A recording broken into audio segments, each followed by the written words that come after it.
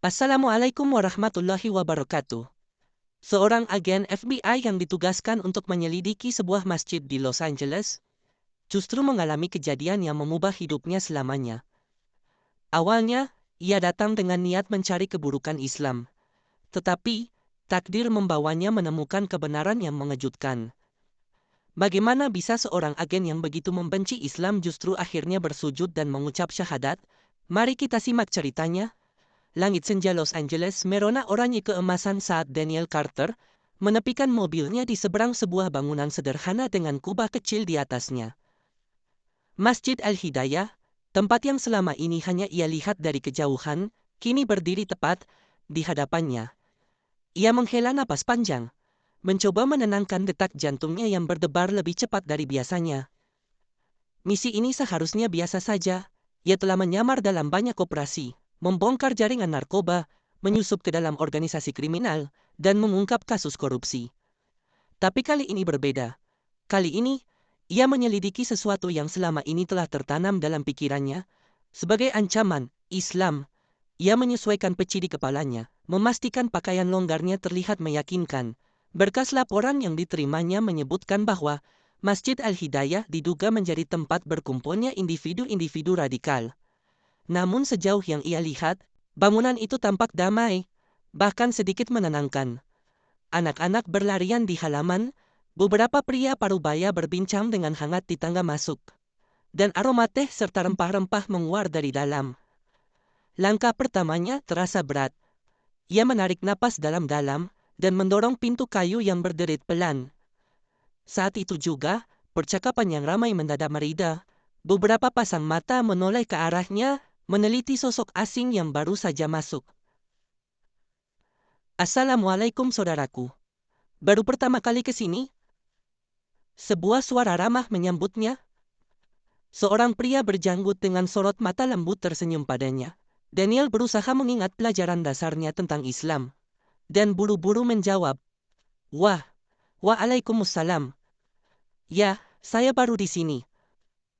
Pria itu tertawa kecil, lalu menepuk pundaknya. "Alhamdulillah, selamat datang. Aku Yusuf. Mari, anggap ini rumah sendiri." Daniel membalas senyum tipis, mencoba tetap tenang meskipun tubuhnya tegang. Ia membiarkan dirinya digiring ke tengah ruangan, di mana beberapa pria lain menyambutnya dengan senyuman yang sama tulusnya. Tidak ada tatapan curiga, tidak ada aura ketegangan. Yang ada hanyalah sambutan hangat seolah mereka telah lama mengenalnya. Ia mengamati sekeliling. Ruangan itu bersih, dengan karpet empuk yang membentang luas. Beberapa pria tengah membaca kitab yang ia kenali sebagai Al-Quran, sementara yang lain duduk dalam lingkaran, mendengarkan seorang lelaki tua berbicara dengan lembut. Daniel duduk di sudut, mendengarkan tanpa benar-benar berniat memahami. Namun semakin lama ia mendengar, semakin dalam kata-kata itu merasuk ke dalam pikirannya. Lelaki tua yang dipanggil Syekh Umar berbicara tentang kasih sayang, tentang bagaimana Islam mengajarkan manusia untuk berbuat baik, bahkan kepada mereka yang membenci mereka. Jika seseorang melemparkan batu kepadamu, balaslah dengan bunga, ucap Syekh Umar dengan suara penuh ketenangan. Kita tidak diajarkan untuk membalas kebencian dengan kebencian, karena hati manusia bisa berubah dengan kelembutan. Daniel menelan ludah. Kata-kata itu terasa asing di telinganya, berbeda jauh dari gambaran yang selama ini ia yakini. Dalam pikirannya, Islam adalah ancaman, agama yang penuh dengan kemarahan dan kebencian terhadap yang berbeda. Tapi di sini, di dalam ruangan ini, ia justru menemukan kedamaian yang sulit ia jelaskan. Malam itu, setelah kajian selesai, Yusuf menawarinya teh. Daniel menerimanya dengan ragu, lalu menyeruput pelan. Hangat, manis, dan menenangkan. Yusuf duduk di sebelahnya, menatapnya dengan penuh rasa ingin tahu. "Saudaraku, apa yang membuatmu datang ke masjid ini?" Daniel terdiam sejenak. Ia sudah menyiapkan jawaban sejak lama, sebuah cerita tentang mencari ketenangan dan ingin memahami Islam lebih dalam.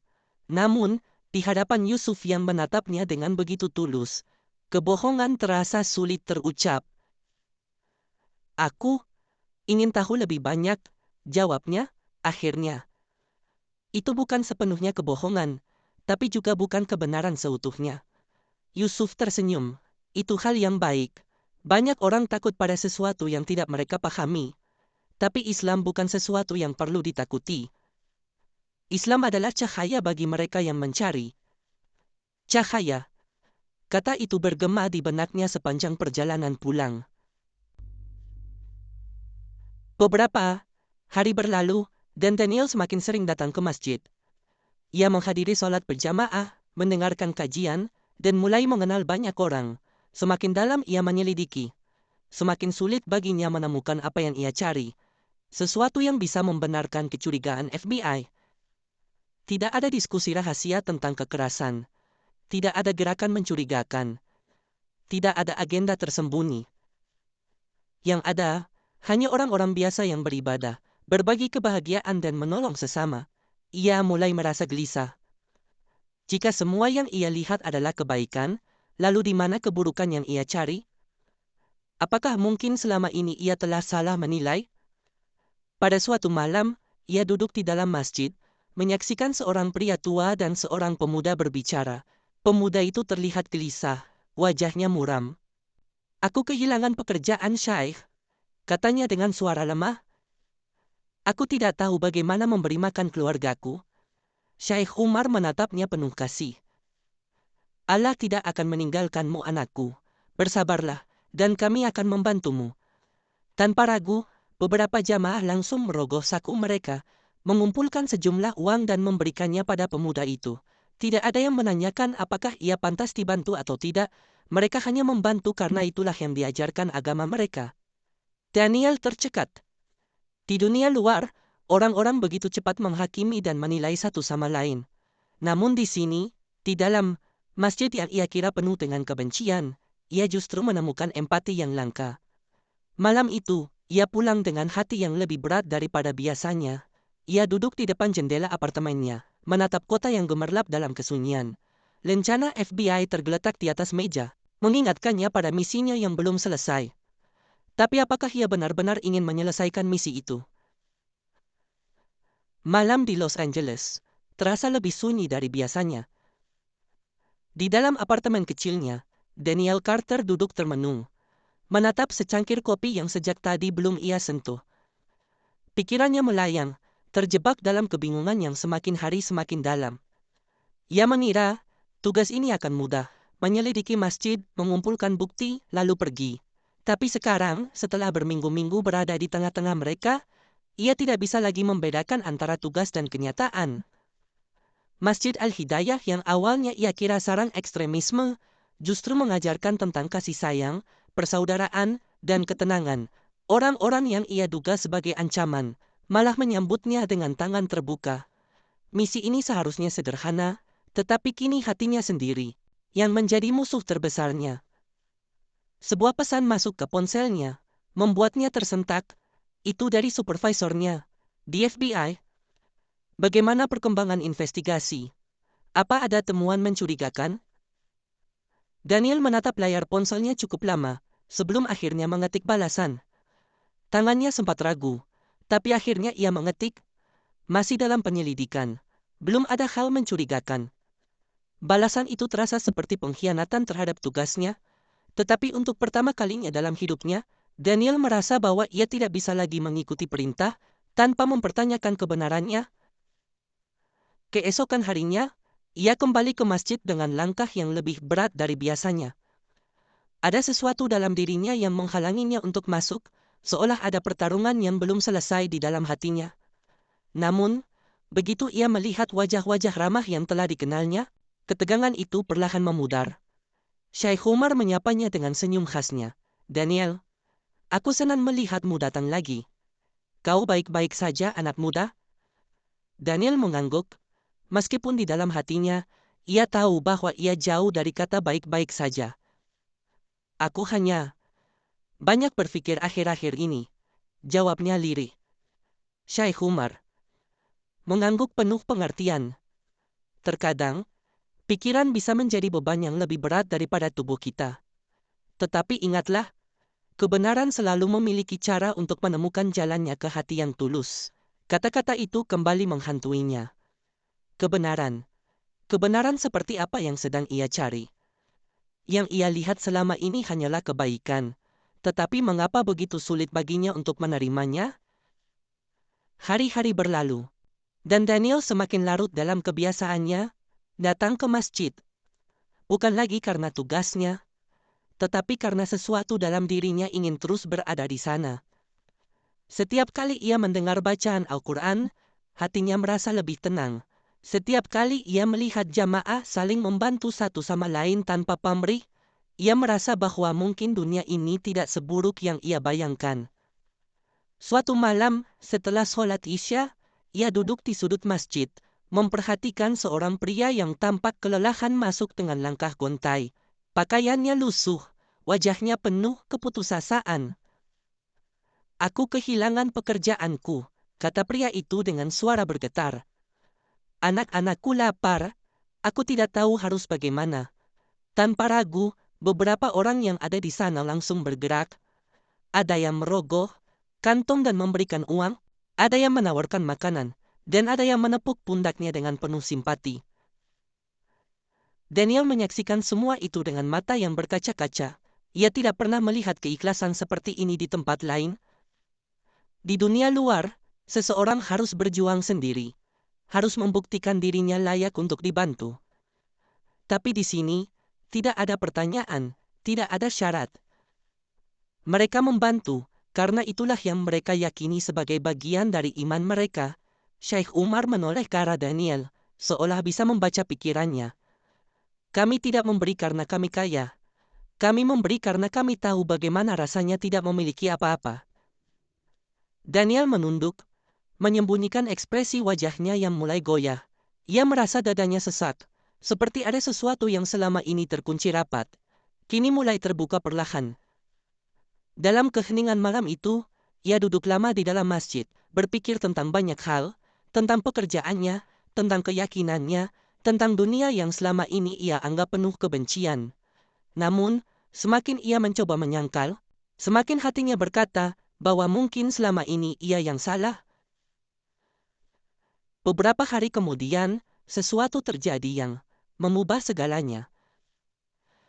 Malam itu, saat ia sedang berbincang dengan Yusuf di halaman masjid, ponselnya bergetar. Sebuah pesan darurat masuk dari FBI. "Masjid Al-Hidayah dalam ancaman. Kami menerima laporan adanya ancaman bom dari kelompok supremasi. Evakuasi segera. Jangan tinggalkan lokasi sebelum kami tiba." Darah Daniel seolah membeku. Ia bergegas masuk ke dalam masjid, matanya mencari sosok Syekh Umar. "Syekh, kita harus keluar dari sini. Ada ancaman," katanya cepat.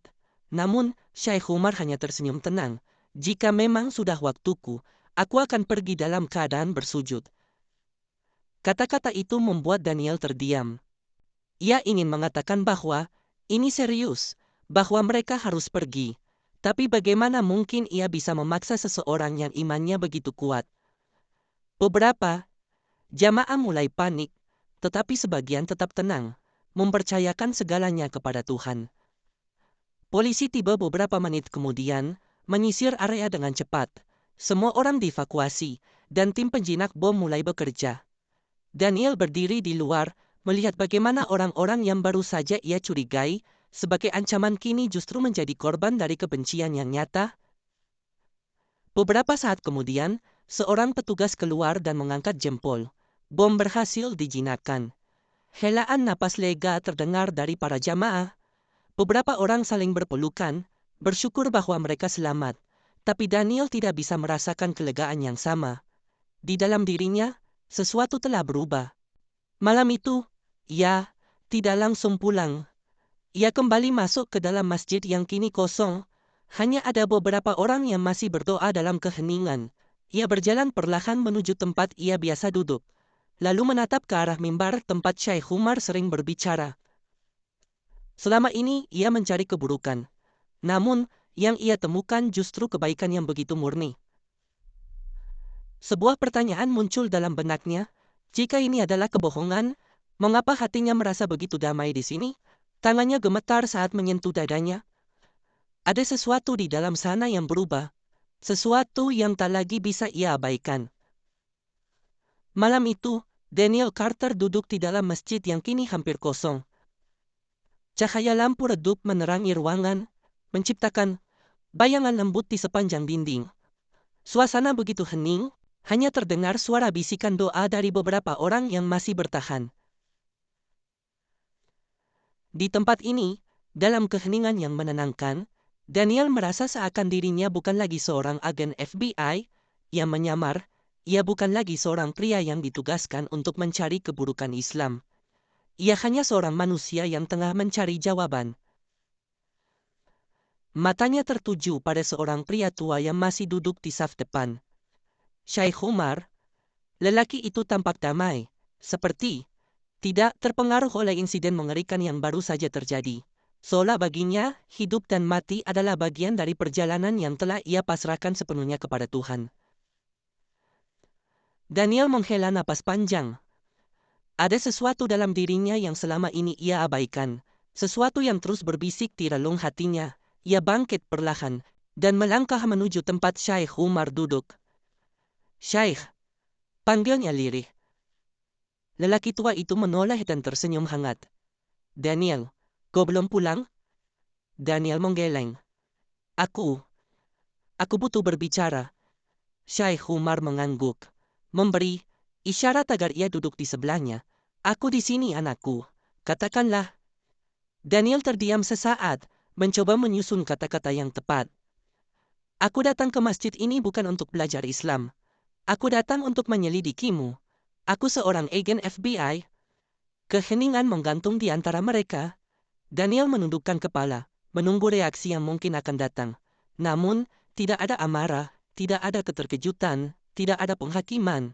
Yang terdengar hanyalah suara nafas tenang dari Syekh Umar. "Aku tahu," jawab lelaki tua itu akhirnya. Daniel tersentak. Kau tahu?" Syekh Umar mengangguk perlahan. "Aku melihatnya sejak awal.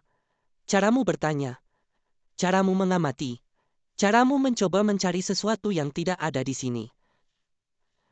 Tapi, kenapa kau tetap menerimaku?" Suara Daniel bergetar, penuh kebingungan. Syekh Umar tersenyum. "Karena Islam mengajarkan untuk menyambut setiap orang dengan kasih sayang, bukan dengan curiga. Aku tidak melihatmu sebagai musuh, Daniel. Aku melihatmu sebagai saudara yang sedang mencari jalan." Kata-kata itu menusuk ke dalam hati Daniel. Hatinya bergetar, sesuatu di dalam dirinya runtuh. Selama ini, ia telah dibutakan oleh prasangka, oleh rasa takut yang ditanamkan kepadanya sejak lama. Tapi di tempat ini, ia justru menemukan cahaya yang selama ini ia hindari. Air mata yang telah lama ia tahan, akhirnya jatuh. Daniel menunduk, tangannya mengepal di atas lututnya. "Aku tidak tahu harus bagaimana, Syekh. Aku merasa tersesat. Aku merasa selama ini aku telah hidup dalam kebohongan." Syekh Umar meletakkan tangannya di bahu Daniel, memberikan kehangatan yang begitu menenangkan. Ketika seseorang menemukan kebenaran, hatinya akan bergetar. Itu tanda bahwa Tuhan sedang memanggilmu, Daniel. Kau tidak tersesat. Kau baru saja menemukan jalan yang selama ini kau cari. Daniel menutup matanya, membiarkan air mata mengalir lebih deras. Ia merasa ringan, seolah beban yang selama ini menekan dadanya perlahan menghilang. Malam itu, ia pulang dengan hati yang berbeda. Lencana FBI di dalam sakunya terasa lebih berat dari sebelumnya. Ia telah berjanji untuk melaporkan apa yang ia temukan. Tetapi bagaimana mungkin ia melaporkan sesuatu yang tidak pernah ada? Tidak ada ancaman, tidak ada kebencian, tidak ada terorisme. Yang ada hanyalah kedamaian dan kasih sayang yang begitu nyata. Keesokan harinya, ia dipanggil ke kantor pusat FBI. Supervisornya menatapnya tajam, menunggu laporan yang telah mereka nanti-nantikan. "Apa yang kau temukan?" Daniel menelan ludah. Ia melihat sekeliling ruangan, menatap rekan-rekannya yang juga menunggu jawabannya. "Aku tidak menemukan apa-apa," katanya akhirnya. Ruangan itu sunyi. Beberapa orang saling berpandangan, sementara supervisornya mengernyitkan dahi. "Apa maksudmu?" Kau telah menyusup selama berbulan-bulan. Tidak mungkin kau tidak menemukan sesuatu. Daniel menggeleng. Tidak ada ancaman di sana. Tidak ada radikalisme. Yang ada hanya orang-orang yang mencari kedamaian, yang membantu satu sama lain, yang berdoa untuk dunia yang lebih baik. Seorang agen lain menghela napas kesal. Jadi, kau membuang-buang waktu? Daniel menatap mereka tajam. Aku menemukan sesuatu, tapi itu bukan sesuatu yang bisa dimasukkan ke dalam laporan FBI. Supervisornya menatapnya lama, lalu bersandar di kursinya. Jadi, kau berpihak pada mereka? Daniel menarik napas dalam. Aku berpihak pada kebenaran, keputusan. Itu mengubah segalanya. Setelah pertemuan itu, Daniel tahu bahwa ia tidak bisa lagi menjadi bagian dari sistem yang membangun narasi kebencian terhadap sesuatu yang tidak mereka pahami. Ia mengundurkan diri dari FBI, meninggalkan dunia yang selama ini ia kenal, dan memulai perjalanan yang baru. Ia kembali ke Masjid Al-Hidayah, tempat yang kini ia anggap sebagai rumah keduanya. Yusuf dan beberapa jamaah lainnya menyambutnya dengan pelukan hangat, seolah ia tidak pernah pergi. Di depan Syekh Umar, dengan hati yang penuh keyakinan, ia mengucapkan syahadat. Aku bersaksi bahwa tidak ada Tuhan selain Allah. Dan aku bersaksi bahwa Muhammad adalah utusan Allah. Tangisnya pecah saat kata-kata itu keluar dari bibirnya. Ia tidak lagi merasa ragu, tidak lagi merasa takut. Untuk pertama kalinya dalam hidupnya, ia merasa benar-benar damai. Hidup Daniel berubah sepenuhnya setelah hari itu. Ia tidak lagi menjadi seorang agen, tetapi ia menemukan misi baru dalam hidupnya. Menyebarkan kebaikan yang telah ia temukan. Ia mulai berbagi kisahnya, berharap bahwa orang-orang yang masih terjebak dalam prasangka bisa membuka mata dan hati mereka. Kisahnya menjadi bukti bahwa kebenaran bisa ditemukan di tempat yang paling tidak terduga. Bahwa kebencian hanya bisa dikalahkan dengan cinta. Bahwa tidak ada yang terlambat untuk menemukan jalan yang benar. Dalam perjalanan hidupnya, Daniel belajar satu hal penting. Terkadang, kita harus kehilangan arah terlebih dahulu untuk benar-benar menemukan jalan pulang.